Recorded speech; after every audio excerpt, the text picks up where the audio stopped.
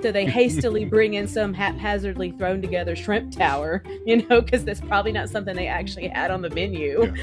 Yeah. Yeah. And Which he does. He hands or may them not way be too real much shrimp. gold. Yeah. Welcome to Critical Café. Join us as we chat about the latest episode, the campaign as a whole, and Critical Role in general. All while we partake in a delicious cup of coffee. So grab yourself a tasty beverage, settle into your favorite cozy spot, and get ready for a little geek philosophy. Welcome to Critical Cafe, where we're going to talk about all things Critical Role, and in particular, we're going to be talking about the latest episode. My name is Brian, this is Crystal, and if you haven't met us already, this is the first time here. Welcome to the cafe. If you are a longtime watcher and you would like to, maybe buy us a cup of coffee, feel free to do that. Go down into the description below and you can find a link. If not, no worries. Still join us and let's get into this episode, shall we? Well, we're, picking right back up where we left off. Everybody's in the jungle. I think outside the temple, they all went streaking and got back and they're all around. It just reminds me of that scene in Old School. It's like, let's go streaking. Yes. Yeah. You're my boy, Blue. You're my boy. Yeah. You're my boy, Chutney. Exactly. So they all run off, and then they come back and they're all around the campfire, and I guess they all kind of almost break off into little groups. Orem goes off and is trying out his new blade and his new abilities, and Laudna and Fern kind of go off to the side and start working on some stuff, and then Ashton pulls Annalyn to the side. They're all working on stuff. FCG's asking to help cook the jungle rabbits, even though he can't eat. So, right, yeah. They're all kind of finding things to fill their time before they get back on their journey to Eos. So yeah, it's kind of interesting. Like, I feel like, we talk about those upbeats and downbeats. I feel like they're coming off of a good upbeat from last time, like where I think they accomplished something that was good. Especially after having some not so great things happen, with sort of back to back with what happened with Laudna, and then, trying to get her back. And then as soon as they do that, then they, have the problem with Estros dying. And then now what do they do after that? And it's like one thing after another. So I feel like they needed the win that they just got to kind of, re-energize them a little bit. It doesn't mean that, everything is all sunshine and rainbows, but like at least for right now it feels like they're on the upswing. So yeah, and we're level 8. Woo! That's right. Yeah, and they hit a new level. Yeah. And I think we watched them roll, and I think everybody rolled pretty good. Travis definitely got some like karmic hello. Travis got some karmic, payback in the form of a bunch of ones, but which was fun. I just couldn't stop laughing about that. It was like all those 20s you rolled, that's what you get. It was good they did it the way they did it, like instead of rushing it at the end of the last episode where they released it separately, because it did give the players a time to kind of think through what they were really going to do with their characters and if they were going to multi-class or things like that. But you're absolutely right. Like, luckily Matt lets them re-roll ones when they level up for their hit points. Otherwise, he's so nice. Would have been in trouble because his Travis level did in not Blood roll Hunter. Well. Yeah. So it was good. So then they're back on ship, right? After that, and after they kind of finish their activities there in the jungle, they get back on ship and they're on their way. Yeah, they're on their way. Captain Xandus picks them up, and they just tell him they want to head to Eos without any stops along the way. And I think it was like a 2.5 day journey to get there. And, kind of really along the way, they're all kind of taking the opportunity to talk to each other and, just have little conversations on the side. I don't think there's anything major really that happens. They discuss why they're going to Eos. Imogen, she found a book with her mother's name mentioned, and how it was all written. The professor from that seminary, I guess, had been the one that wrote it. So she's still trying to investigate more into her mother. But then Orem also has several reasons why he wants to go as well. So we've got several things to do once Yeah. they get to Eos, which is good. Yeah. And really, I mean, they don't really. I think what FCG makes cookies. He wants to Yeah. make he wants to make cookies from the recipe that they've got from Esros. So Laudna dumps out all the spices that Pate stole. Yeah. And I think it's funny, like, this is like, again, there's sort of downtime, but then there's also stuff going on. And it's like they know they're on the verge of doing something. But what I really like about this, like from a DM's perspective, I like how Matt gets the ability, because they're doing things like using airship travel and stuff, he gets to describe and like flesh out the world. Like, they went from being, where they were to across the world because of the tree teleportation basically thing, and coming back to then getting on an airship and going to a jungle, and now they're on an airship again. So it's like there's so many different environments and things, and I Yes. really like how he makes all of the places feel unique, but still has an underlying thread of like how all of these places work together and the common history.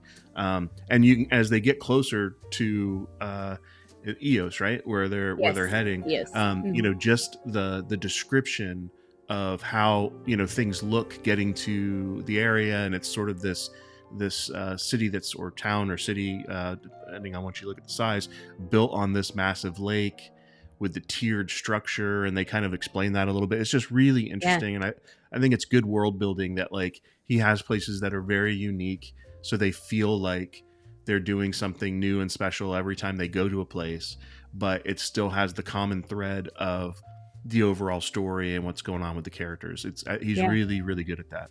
Yeah. I think it's one of the only areas he's described, or, cities he's described, that really caught me as an artist and made me think, "Ooh, that'd be really cool to draw this place." Just with Yeah, how he described it, like with the glowing water and the tears, and how it's kind of rocky before they get there, and then all of a sudden they come up on this gorgeous, glowing, massive lake that has this yeah, huge city on the inside, and then how the city tears with the lake, and they have the different yeah, rings, you know, that, and then the dams along each tier.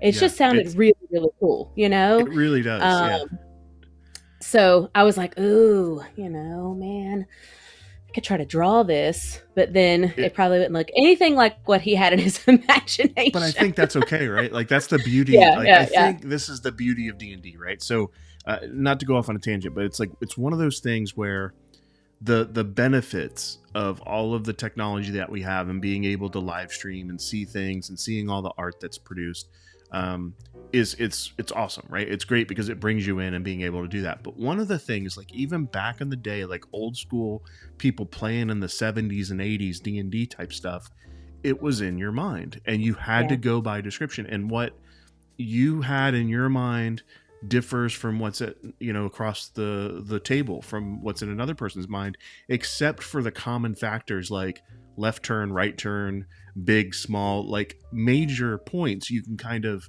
all agree on, but what it really looks like in your brain is always going to be different.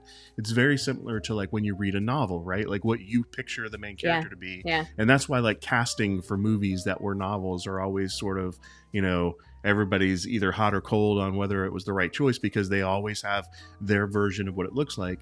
And I think D&D is almost the extreme of that, or just role-playing games in general, because not only is it what's in your brain, but the dungeon master or the player can be making it up on the fly. Like you're right, saying things sometimes that you're just coming up with. And in his case, he's come up with a city, but any new NPC that they just meet off the cuff, he's having to like, verbalize that. yes, I think it's like the ultimate. So in a way, and I think that's part of why the whole critter community is so great, is because you could totally draw that and it's just as valuable and viable as any of the other photos or artwork that they get in right, explaining what the other people think it should look like. So it's totally viable. It's just I always find it interesting because it's not even just art style. It's like it's what you had in your mind, like the Right. way it's configured and stuff like that changes. So Well, it's and I really think cool. that you and I know just from like you're, I think, a little bit more of a linear, thinker, and I'm more of a chaos ADHD, thinker. That even hearing the exact same thing, sitting down and trying to come up with something like Sure. they would look completely different just because of how we learn and how we understand descriptor terms and words and how we would put it Yeah. all together. So I do think it's really cool, and I'll be interested to see kind of what artwork kind of comes out from the community, to see how people kind of have interpreted it, because I do think it's an opportunity for some really cool artwork. Yeah. Um, but that's just One of the one of nerdy my artist favorite in me. things whenever they have a pause in the show, or if they've got like, just seeing all the artwork that comes through and seeing all the different Yeah. interpretations. One of my favorite things. So when Yes. they get there, I think is that where they take break right before they pretty Yeah. much land. I think it's pretty much They're then pulling or into close to dock. it. Yeah, Yeah. they're pulling into dock whenever they go to break. All right. So So we will be back in just a few seconds, and we'll talk about the second half of this last episode. All right. So they've docked. They're yes. able to get there. They have the harbor master kind of Oh approach gosh. and is asking like how long are they going to be there. Another, I couldn't even do it to save my life right now, but another great voice from Matt Mercer of the harbor Yes. master, and asking, Liam was a hey, how tad long are you going to offended. stay? Yeah. Yeah. Yeah. And so it was yeah, it was really a good sort of, well, also it was eye-opening for them to say, hey, we don't even know how long we're going to be here, which was Yeah. really interesting because it's a simple question. They just need to know, hey, how long are you going to be docked here? But they didn't really know. They didn't have a concept of how long it was going to take them. Right. So yeah, so I thought that was really interesting. But that kind of kicks off the whole, at least arriving. I don't Yeah. want to say going to, because I don't think they get there the whole time. But They've I don't not know. gone anywhere. Yeah. They sit at the airport. I mean, Yeah. they Xandus told them before disembarking that he'd been there before and that they had great casinos and that the Skyport was awesome and had good restaurants and good hotel and had good casino and good entertainment. So the whole crew was disembarking to go and enjoy that too. And so he kind of showed them into the Skyport and kind of just left them. He's like, see you later, I'm gonna go hit See this ya. table over here. Yeah. So they kind of came in, I think it was the mid tier that they came in on, because there are three, and it's swanky. It's not what they're used to. They're used to like sleeping out in the woods, or Ashton was living in the bowels. Him and FCG were living in the bowels of the city, which is pretty Yeah. grungy. So it's a motley crew of people who aren't really used to living the good life, Yep. which is hilarious to me, because they're and they automatically, I think, Fern and a couple of them automatically start thinking about how they can scheme people. Yeah, well, It's especially just, Fern. Yeah, and I oh, think the fact that there's things to drink and games to play was really kind of like, again, it seems like they are taking almost their little mini vacation yeah, in the middle of all this stuff, yeah, which is cool. And I think they even mentioned, instead of a shopping episode, this was really a gambling episode, because yeah. Matt They went to had the Vegas, opportunity baby. for all the table. Yeah, they were in, and again, they were in the airport of Vegas, basically playing the slots at the airport instead of being in a Yes, hotel. the little So the little like, chairs you can yeah, sit in with the little screens yeah, yeah. at the gas But stations. but even given that, they like there several of them were trying to cheat. Actually, almost everybody playing tried to cheat. I think the only ones that didn't cheat were Chetney and Orem. Chetney was gonna cheat, like with I think with the whole pate, seeing the cards thing, but Yes, they ended up not doing yes, that, yeah, which was a funny idea. But it was using telekinesis to fudge dice rolls and like all this. I mean, it was yeah. a Oh, and lot the of time that Orem Cirque du Soleil for a yeah, distraction. that's true. Yeah, yeah. Shoots his like vines Yeah, up, and he starts twirling and working the silks. Like that's true. that I guess he part was made part of me it. Yeah. laugh so hard. I Yeah. like, I love Liam. He's probably he's really up there with. I think he's like my number three. on in the list of critters that I Yeah, it's just hard. it It's hard. He is it fluctuates yeah, between one and two. Fluctuate for me. I love all of yeah, them, but one and yeah. two fluctuate constantly between Liam and Laura. Tend to be my top two, depending So on who's yeah, playing what. But this campaign, it's been going back and forth between um, all of them, really. But Liam, his character has sort of taken the backseat, and like, but I don't know, as a player, he's always in my yeah. top two. So Yeah, and my chart is not like best to worse because they're not bad. that's There's not true. a Yeah, you bad can't on my really. chart. It's just My different. chart Yeah, is just like who I get the most pure joy watching play, yeah, you know?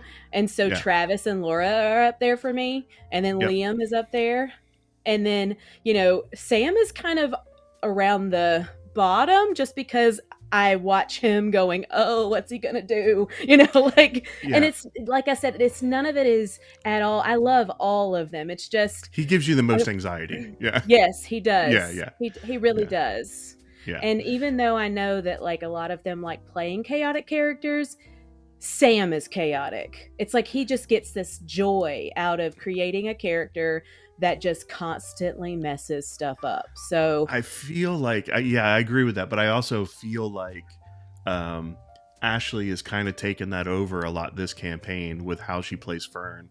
Um, yeah. Anyway, all of yeah, them have their own I love deal. Fern. Like it's hard. So, I shouldn't have said ranking that like them in that yeah. perspective because I really like all of them equally. But Yeah, yeah. um, Well, and I think, if anybody knew us and if anybody's been watching us for a while, they should know like yeah, we love all of them. So it's yeah, just, and I think every campaign you'll have one or two that kind of edge out that you're just like, oh my gosh, they're like clutch this yeah, season, or like, but when it's all said and done as a group, they're amazing, and I yeah. wouldn't want any one of them to not be there. So there's no hate Totally from can see our corner. all of.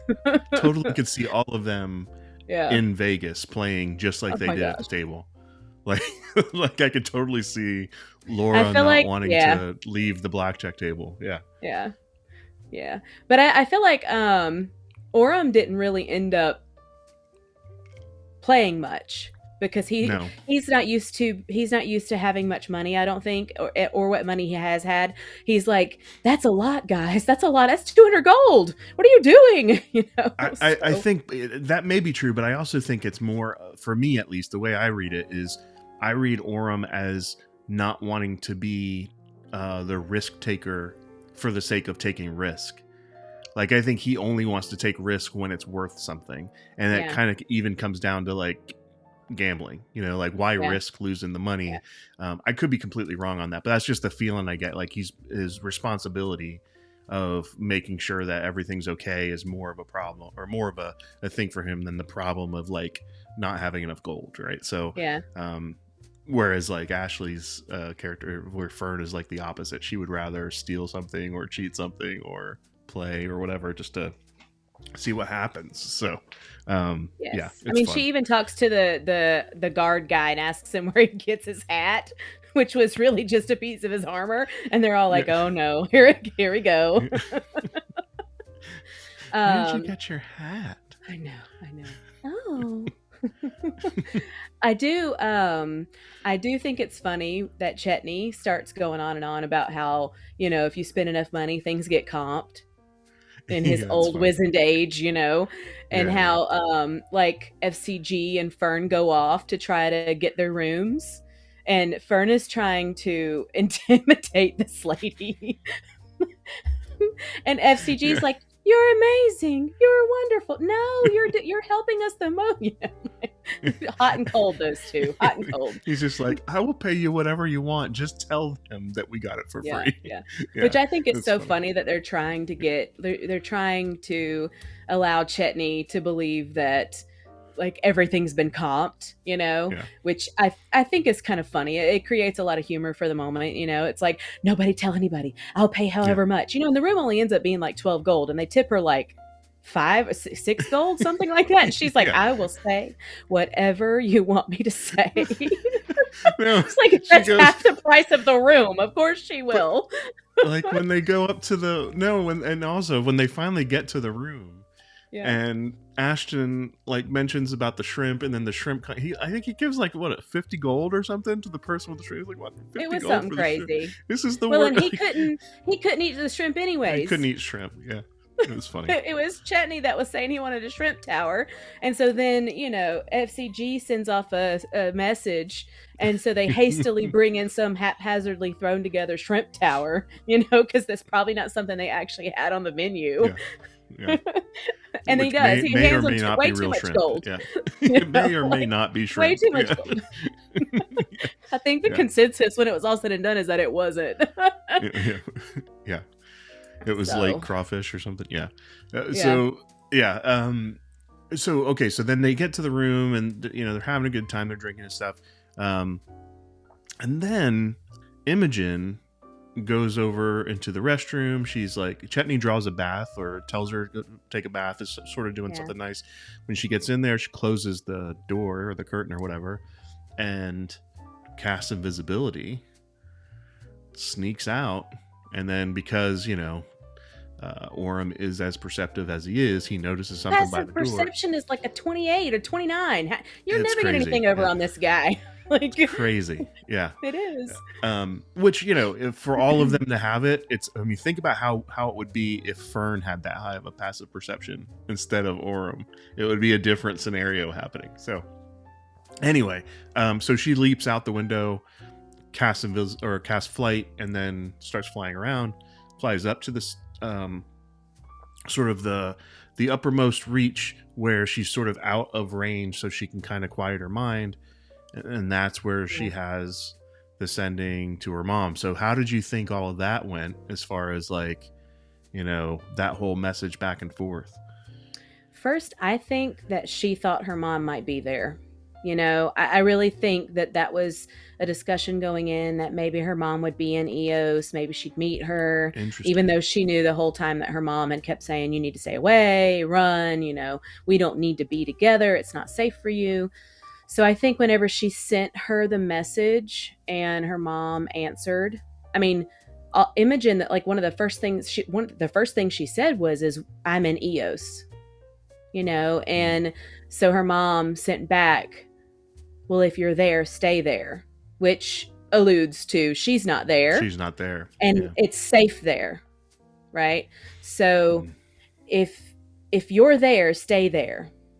Don't continue on. Don't come and find me. And so I just think, I don't know, I just feel really bad for Imogen. I feel like, her whole life, her memories were messed with, so she never thought that she really had a relationship with her mom. Then all of a sudden, she starts having these memories that have been unlocked of when she was a child, and her mom was there. And then all these dreams when her mom is, that are tragic, really, these crazy red dreams. She just can't communicate with her.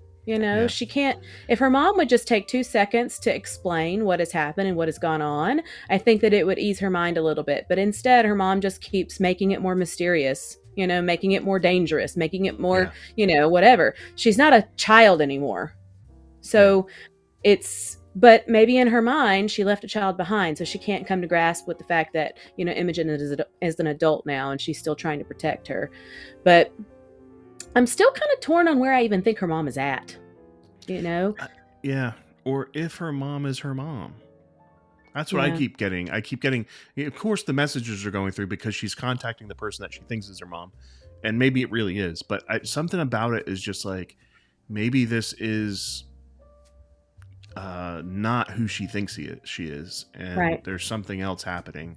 I'd have to tinfoil my hat a little bit to like figure out what else is going on. But I don't know if you and anybody else that has theories on this, put it in the comments, because I just, something is going on with that and I can't put my finger on it, but to me it feels as if there is something amiss with her mom and her identity, or the reason why she's not saying more than what she's been saying. To your point, I think it would be easier to just say, here's what it is. And the whole, like, I'm not telling you because of danger, it almost like that makes me worried that she's trying to stay away from her daughter because her daughter is a danger to her. and she's playing it off like she's trying to keep Imogen safe. And I don't know. So there's a few different things Yeah. that are kind of clashing in my head, but they also kind of feel like they go together. If it's someone that is a part of this society that was with Ruidus or wanting to get Ruidus involved, or like, I don't know. There's something more, and I'm sure over time we'll draw the dots or connect the My dots, I should say. my hunch is just that. It's just my brain working overtime. I think Imogen is going to be a key component to unlocking whatever the Apogee Solstice Bruidus thing is. Mm, I think she's going to be a catalyst. And I think that her mom, this is just me, I think her mom has become embroiled in it. I think she was already in it. And then I yeah, think along the way, once she had a child, just thinking like a mom, I think that she realized how dangerous it was for Imogen, especially how she was born and who she was. And she decided to leave. And I think she's probably still caught up with, maybe in like a double agent kind of way, working behind the scenes with the mm, Apogee Solstice stuff, just to kind of keep her ears and her eyes open to what's happening. And if she's there, she could keep Imogen away. Um, yeah, but I also think that if fate is such a heavy thing, and is such a, like, Imogen is coming regardless, and her answers don't help. If yeah, she would be more upfront, if she would be more straightforward, I do think that it would definitely give Imogen a better idea on how they should proceed forward. And she's not. yeah, And so therefore they're going to keep pushing because that's what they feel like is the right thing to do. yep, So instead of keeping her maybe safe and away from people who would want to use her, they're going to go headlong into the danger because yeah. nobody's given them a reason not to, other than her mom and her vague "don't do it," or like And the that fear of makes you want to Odahan. go more. Yeah, like that. Like when you're told that, Exactly. it makes you want to go because you think you're doing the right thing. You think you're Well, you helping. do. You think you're going to Yeah, save people. You think that yeah, something horrible is coming, and somehow you know about it, and your group of friends know about it, and you might can do something to head it off. It's the whole superhero, like, oh yeah, we'll sacrifice our lives, but what if you're the one that actually brings it about? And that's yep, kind of how I feel like might happen. I think that might happen with Imogen. yeah, Um, I hope that's not the case because but the stuff that we're seeing happen with her, where she's having these crazy, powers that are just getting stronger and popping up out of nowhere. And even the like red being that she hmm, channeled the last time they got in a fight, she mentioned in this season, like this episode, it hurt her too. It wasn't just yeah, everyone else, it also hurt her. So yeah. it's very destructive.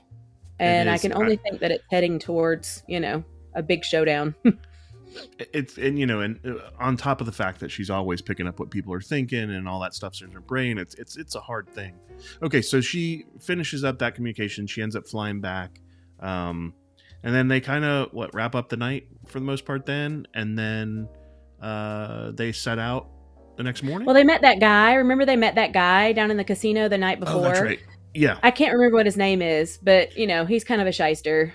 Just yeah. kind of He was selling his, well. you know, tour It, guide, it's tour guidiness. seems that way at least. I think he's the tour guide, and he they end up taking him up on it, right? Like so Yeah. they go and let him sort of show them the The next town, morning. Yeah. and they sort of go on a tour through everything, and it's I putting my DM hat on for a minute. Like it is sort of a good like it's a good way of getting a lot of narrative and a lot of information to your players without having to just spoon feed them as a narrator, just telling them things, is to put an NPC that can be a guide and explain things as they go. But also, he didn't make them take that, right? They decided to hire it. Yes. So it also it's that's what's perfect about it is you put it out there. They could have just said no, we're fine, we'll go figure it out on our own, and that's a good choice too if they wanted to take it. But like because they decided to do it, um, it takes a little pressure off the DM and whether or not he or she feels like they're spoon feeding the information, you know. Right. Like I feel like that's a really good method of doing it, probably underutilized in some ways but overutilized in other ways. I think it's, if you railroad it, it's a bad way to do it.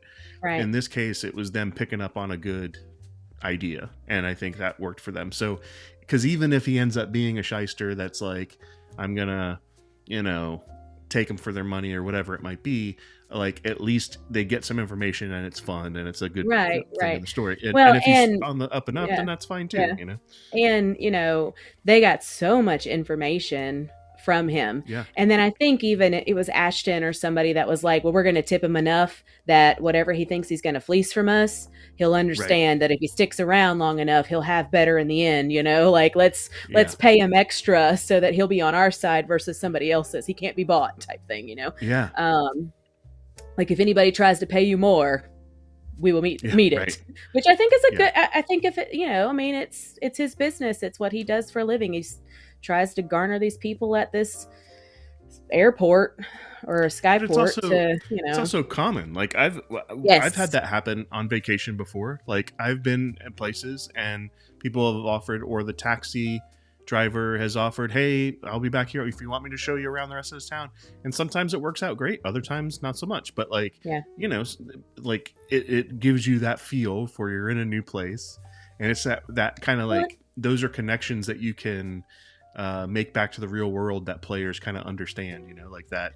and the group It's has a habit of picking up stray people, kind of like that, like yeah, and making them people that you wouldn't think that would be memorable and following them later on. yeah, I think it'll be kind of interesting to see how his character kind of fleshes out. I thought that it was great though because he gave him so much information on how, like, the proper etiquette of things, the proper dress to wear, the proper ways to approach things, which I think is really important with them trying to get into the city and get to the seminary, because the yep, other place that they came from was so stuffy and they had so many rules and they had to be introduced into society. So yep, at least he's giving them that information up front here.